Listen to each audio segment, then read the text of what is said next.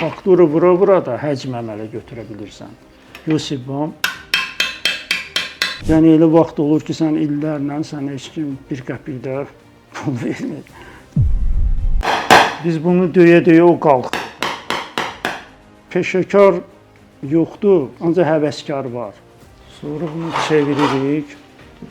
Yenə qumun üstündə onu tuzdururuq. Sonra zubil uclu alətlə qıraqlarını yatırırıq. Gül formasındadır. Bunu çox vaxt suvenirlərdə istifadə edirlər.